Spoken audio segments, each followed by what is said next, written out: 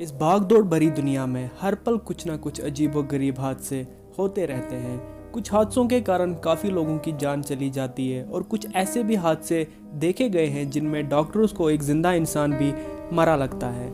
और इस लापरवाही के कारण बहुत से ऐसे हादसे हो चुके हैं जिनमें बहुत से ऐसे लोगों को जिंदा होने के बावजूद भी दफनाया गया, और वो भी डॉक्टर्स की गलती के कारण। ऐसे ही कुछ हादसों को आपके साथ शेयर करने के लिए आपके सामने हाजिर हूँ। उम्मीद करता हूँ आपको मेरी ये मेहनत पसंद आए, और अगर आपको ये वीडियो पसंद आए तो प्लीज़ शेयर कर दीजिएगा और हमारे चैनल को सब्सक्राइब कीजिएगा। 1800 साल पहले एक औरत जो कि यूएसए की रहने वाली थी, जिसका नाम ओक्टेविया स्मिथ हैचर था, जिसका एक छोटा बेटा जिसकी मौत हो जाती है।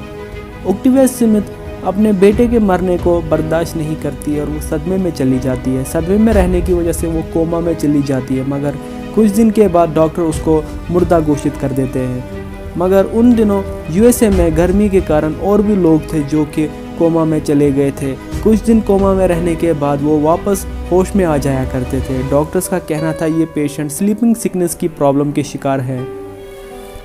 और इस मामले को देखकर ओक्टेविया के हस्बैंड को लगा शायद उसने अपनी बीवी को ज़िंदा ही दफनाया है, और उसने जल्दी से उसकी कब्र को खोला। और जैसे ही ओक्टेविया का कॉफिन बाहर निकाला, और जो ओक्टेविया के हस्बैंड का डर था वो सच साबित हुआ। उसने अपनी बीवी को ज़िंदा ही दफन किया था। ओक्टेविया ने कॉफिन को खोलने की काफ़ी कोशिश की थी। कॉफिन पर उसके पंजे के निशान थे और ओक्टेविया के नाखून भी उखड़ चुके थे।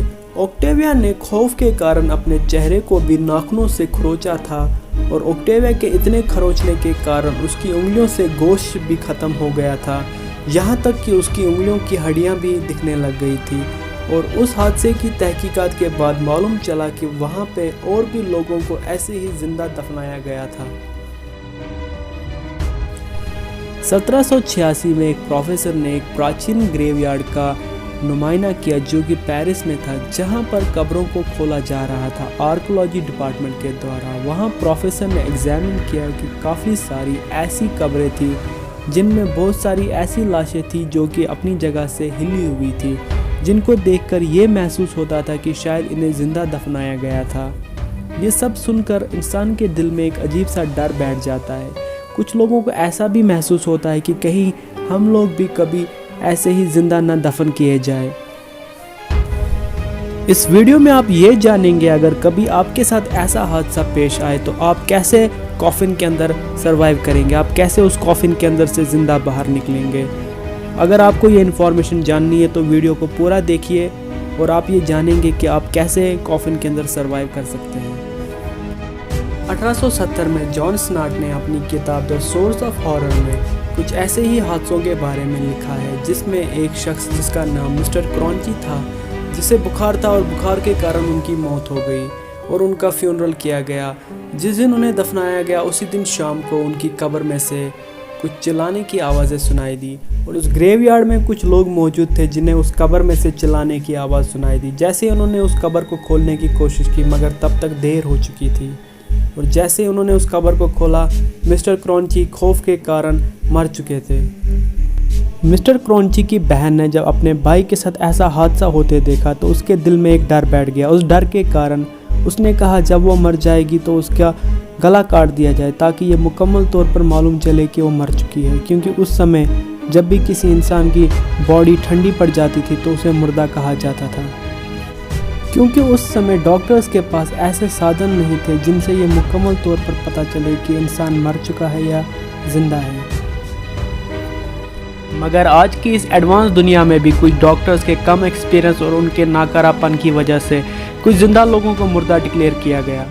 ब्राज़ील के एक शहर के अंदर एक औरत जिसकी उम्र 37 साल थी, जिसका नाम रोसेंजेला सैंतोस था, जिसे डॉक्टर ने मुर्दा घोषित किया उनकी लापरवाही के कारण, जो कि बाद में एक बड़ी गलती साबित हुई। फ्यूनरल के 11 दिन बाद जिस जगह उसे दफनाया गया था, वहां के रहने वाले लोगों ने उसकी कब्र से चिल्लाने की आवाज़ें सुनी। जैसे ही उसकी कब्र को खोला गया, वहां पे देखा कि उसकी बॉडी तब भी गर्म थी, यानी कि वो कुछ समय पहले मरी थी।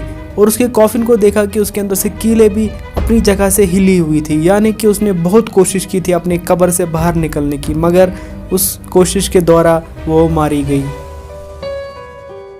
प्राचीन काल में जब किसी शख्स को ऐसे ही जिंदा दफनाया जाता था और फिर वो शख्स उस ग्रेव में से सरवाइव करते हुए बाहर निकलता था, तो लोगों की कम अक्ली के कारण उसे वैम्पायर बताकर उस शख्स का सिर काट दिया जाता था। प्राचीन लोगों की सोच ने आज भी लोगों के जहन में एक शक पैदा किया हुआ है कि शायद वैम्पायर असल में होते हैं, मगर रिसर्च से साबित हुआ है कि ये सब कहानियाँ थी। अगले वीडियो में हम आपको बताएंगे अगर आपके साथ कभी ऐसा हादसा पेश आए कि आपको ज़िंदा दफनाया जाए तो आप कैसे उस जगह से सरवाइव करेंगे, आप कैसे उस जगह से ज़िंदा बाहर निकलेंगे।